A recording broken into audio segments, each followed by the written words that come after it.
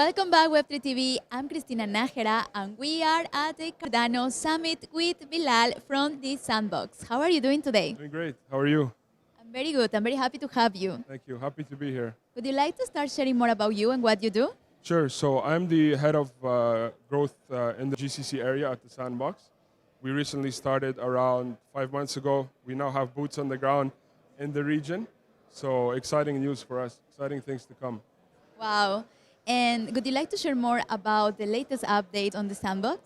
Yeah, actually, perfect timing. We just launched our most recent, our Alpha Season 4, October 9th. The most latest update numbers that I have, we have 240,000 active users since October 9th. Numbers are still going up. On a global scale, things, we're very, very excited for what's to come. And yeah, that's the biggest update we have this year, I would say. Yes. How is the gaming industry in this season? You mean in the region here? Yes, in the UAE or in GCC. Good question. So, something I feel that the gaming scene in the GCC in general it goes without saying, it's booming, right? Really fast. And I would like to highlight Saudi Arabia and the UAE as being the two, let's say, leaders, the two leading countries in this.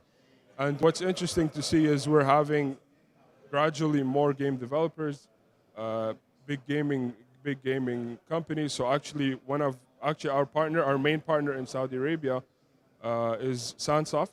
So Sansoft is one of the biggest gaming studios in the region. So yeah, that's a bit about gaming. Wow. And how did you start your crypto journey? Personally, Yes. so I've been around in the back end, let's say, since probably like 2018. Probably what most people would tell you, right? I was actually in Canada for a few years where I worked for a startup over there. We were building NFTs really early, made a good amount of money.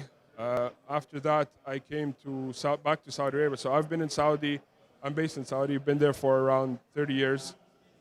Came back to Saudi. I was part of a team called Nukta, the first NFT marketplace in Saudi Arabia. And now I'm with the Sandbox. So it's been quite a journey. I would say an exciting journey, and I've been in it for quite some time. So and still here, right? So future's looking great. Bilal, can Web3 bring more freedom? Of course, that's what Web3 does. Decentralization, the blockchain. It brings more freedom and a more. I would say, if I speak in the Sandbox shoes, we're all about the creators, right? UGC Sandbox is a platform that really, we have so much user-generated content, and like I said, we're all about the creators. As a user, you can create your own game, create your own avatars. So yeah, for sure, freedom, 100%. Yes. How can you explain Web3 to somebody who never heard about it before? That's a good question. You know what? I've been asked that question so many times in the past, and it's been a while that I haven't been asked this question, which I guess is a good thing. But I feel it is a good thing because people are kind of understanding it more and more, right?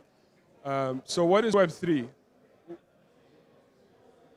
Let's say Web3 is a tool, or let's say blockchain is a tool that you can use that offers decentralization. You can own your own assets. You can track your own assets that you either build or somebody else has built. So yeah, that's what I think is the main aspect of Web3. And just to add, if we speak of a more regional aspect, I think it's important to mention that whenever we're building with Web3 or building on the blockchain, it's good you don't always have to have it as a front-facing thing. Like what I'm trying to say is what we learned and what I learned on a personal level is blockchain Web3 are tools that open horizons that have never been opened before, right? But to be able to adopt more users, to bring on more users, it doesn't really have to be the front-facing item, if that makes sense. And I'm saying this because I've been part of so many discussions the past few days, whether it was here or a blockchain live yesterday, where this was actually the highlight. So yeah. Yes, I think Web3 gave us the opportunity to own things, Yeah. something that doesn't happen in Web2. Exactly. So thank you so much for sharing that. It Thank was you a pleasure having you here. thank you for having me. Thank you. And thank you for watching. Remember to share this with your friends because everybody deserves to know more about Web3, AI, cryptocurrency, and blockchain. I'm Cristina Najera. See you next time.